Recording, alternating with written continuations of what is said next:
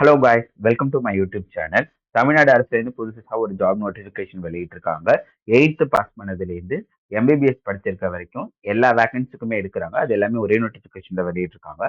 அதை பற்றின full details என்ன அப்படிங்கிறத பார்த்துடலாம். ஸோ இந்த ஜாப் நோட்டிஃபிகேஷன் எந்த இடத்துலேருந்து வந்திருக்கு அப்படின்னு பார்த்தீங்கன்னா, திருவள்ளுவர் மாவட்டத்திலிருந்து தான் இந்த ஜாப் நோட்டிஃபிகேஷன் வந்திருக்கு. ஸோ என்னென்ன ஜாப், அதுக்கான சேலரி என்ன அப்படிங்கிறத ஒன் பை ஒன்னாக பார்த்துடலாம். ஃபர்ஸ்ட் வந்து மெடிக்கல் ஆஃபீஸர் கேட்டிருக்காங்க. இது எம்பிபிஎஸ். நான் சொன்ன மாதிரி முன்னாடி எம்பிபிஎஸ் படிச்ச வரைக்கும் நோட்டிஃபிகேஷன் கொடுத்துருக்காங்க. 8th படிச்சதுக்கான வேகன்சியும் ஒரே நோட்டிஃபிகேஷன்ல தான் கொடுத்துருக்காங்க. எம்பிபிஎஸ் முடிச்சிருந்தீங்க அப்படிங்கன்னா உங்களோட வயசு வந்து 35க்கு கீழே இருந்துச்சுன்னா மாசம் வந்து 63,000 சம்பளத்தோட உங்களுக்கு இந்த ஜாப் கொடுக்குறாங்க. அடுத்தது யாருக்குன்னு பாத்தீங்கன்னா நர்ஸுக்கு மாசம் வந்து பாத்தீங்கன்னா 21,000 சேலரி கொடுக்குறாங்க. அதே மாதிரி ஓடி அசிஸ்டன்ட்க்கு பாத்தீங்க அப்படின்னா 15,000 வரைக்கும் சேலரி கொடுக்குறாங்க. டேட்டா மேனேஜருக்கு 25,000 வரைக்கும் சேலரி கொடுக்குறாங்க. டேட்டா மேனேஜர் என்ன படிச்சிருக்கணும்னா பிஜி வந்து கம்ப்யூட்டர் சயின்ஸ் பிஇ முடிச்சிருக்கணும் அப்படிங்கிற மாதிரி சொல்லியிருக்காங்க. ஐடியில் எலக்ட்ரானிக்ஸ் ஏதாச்சும் படிச்சிருக்கலாம். அக்கௌண்ட் அசிஸ்டன்ட்க்கு பாத்தீங்க அப்படின்னா 19,000 சம்பளம் தராங்க. ஸோ இதே மாதிரி பாத்தீங்க அப்படின்னா மல்டிபர்பஸ் ஹெல்த் ஒர்க்கர் அப்படிங்கிறவங்களுக்கு பாத்தீங்கன்னா 17,500 சம்பளம் தராங்க.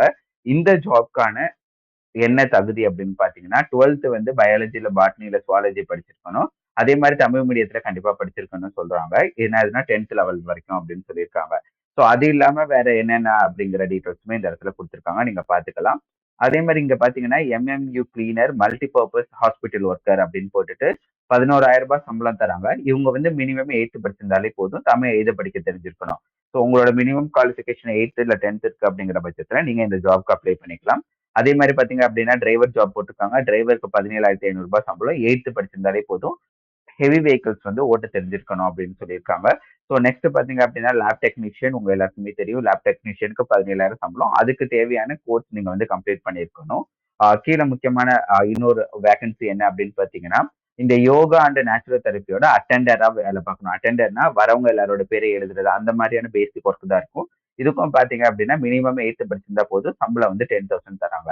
ஸோ 8th படிச்ச நோட்டிபிகேஷனே பாத்தீங்க அப்படின்னா 2 இது முக்கியமா கொடுத்துருக்காங்க. ஸோ நீங்க இப்ப திருவள்ளுவர் மாவட்டத்துல இருக்கீங்க, உங்களுக்கு ஒரு வேலை வேணும், நீங்க வீட்டுல சும்மா இருக்காம போயிட்டு வரணும் அப்படின்னா கண்டிப்பா இந்த ஜாப்க்கு நீங்க அப்ளை பண்ணிக்கலாம். மினிமம் பாத்தீங்க அப்படின்னா 8th தான் கொடுத்துருக்காங்க. 10,000 வந்து சேலரி தராங்க. அதே மாதிரி இன்னொரு ஜாப்க்குமே பாத்தீங்க அப்படின்னா மினிமம் 8th பாஸ் கொடுத்துருக்காங்க. 11,000 சேலரி தராங்க. இந்த 2 ஜாப்க்குமே நீங்க அப்ளை பண்ணிக்கலாம். ஸோ ஜாப்க்கு எப்படி அப்ளை பண்றது அப்படிங்கிற டீட்டெயில்ஸ் கொடுத்துருக்காங்க. நீங்க போஸ்ட் மூலியமா போடலாம், இல்லைன்னா நேராவே கூட போய் விண்ணப்பத்தை கொடுக்கலாம் அப்படின்னு சொல்லியிருக்காங்க. ஸோ விண்ணப்பம் எப்படி இருக்கும், அதை எப்படி ஃபில் பண்றது, அதை பார்த்துடலாம். ஸோ இதுதான் வந்து விண்ணப்பம். இதோட லிங்க் வந்து நான் டிஸ்கிரிப்ஷன்ல கொடுத்துறேன். நோட்டிபிகேஷனோட லிங்க் டிஸ்கிரிப்ஷன்ல கொடுத்துறேன். கண்டிப்பா அப்ளை பண்றதுக்கு முன்னாடி ஒரு தடவை படிச்சு பார்த்துக்கோங்க. உங்களோட பாஸ்போர்ட் சைஸ் போட்டோ இந்த இடத்துல ஒட்டிடணும். உங்களோட பேரு, உங்க அப்பா பேரு, வயசு என்னவோ அது, டேட் ஆஃப் பர்த் எழுதணும். எஜுகேஷன் குவாலிஃபிகேஷன் இப்போ 8th படிக்கிற வேலைக்கு நீங்க அப்ளை பண்றீங்கன்னா நீங்க 10th போட்டு அப்ளை பண்ணுங்க. நீங்க டிகிரி முடிச்சிருந்தா கூட டிகிரி எல்லாம் வந்து மென்ஷன் பண்ண கூட அவசியம் கிடையாது. அதே மாதிரி உங்களோட அட்ரஸ் என்ன, பெர்மனன்ட் அட்ரஸ்னா Aadhaar card, phone number, email ID இவ்வளோ தான் கேட்குறாங்க. இந்த இடத்துல உங்களோட சைன் போட்டுட்டு எந்த இடம் தேதி போட்டுருங்க. ஸோ இது இல்லாம வேற என்னென்னலாம் கேட்குறாங்க அப்படின்னு பார்த்தீங்கன்னா உங்களோட recent passport size colour photo 2 இது சேர்த்து அட்டாச் பண்ண சொல்றாங்க. மேல ஒன்று ஒட்டுறது இல்லாம 2 இது எக்ஸ்ட்ரா கேட்டிருக்காங்கன்னு நினைக்கிறேன். ஸோ உங்களோட டேட் ஆஃப் பர்த்துக்கு எவிடன்ஸ், ஸோ நீங்க எஜுகேஷன் முடிச்சிருக்கீங்கன்னா அதுக்கான எவிடன்ஸ். ஸோ இந்த கவுன்சில் ரெஜிஸ்ட்ரேஷன் சர்டிஃபிகேட்டா பார்த்தீங்கன்னா இந்த எம்பிபிஎஸ் முடிச்சவங்களுக்கு, நர்ஸ் முடிச்சவங்களுக்குலாம் அவங்களுக்கு ஒரு கவுன்சில் இருக்கும். அதை ரிஜிஸ்டர் பண்ணி அந்த நம்பர் வச்சிருப்பாங்க. ஸோ அந்த சர்டிஃபிகேட் நீங்க ப்ரொவைட் பண்ற மாதிரி இருக்கும். பட் நீங்க 8th முடிச்ச ஜாப்க்கு அப்ளை பண்றீங்க, இல்ல வேற ஏதாவது ஜாப் அப்ளை பண்றீங்கன்னா அது தேவை கிடையாது. ஸோ அதுக்கப்புறம் நீங்க தமிழ் மீடியத்துல படிச்சிருக்கீங்க, அந்த வேகன்சில உங்களுக்கு ஜாப் வேணும் அப்படின்னா அதுக்கான எவிடன்ஸ் இருக்கும் என்ன.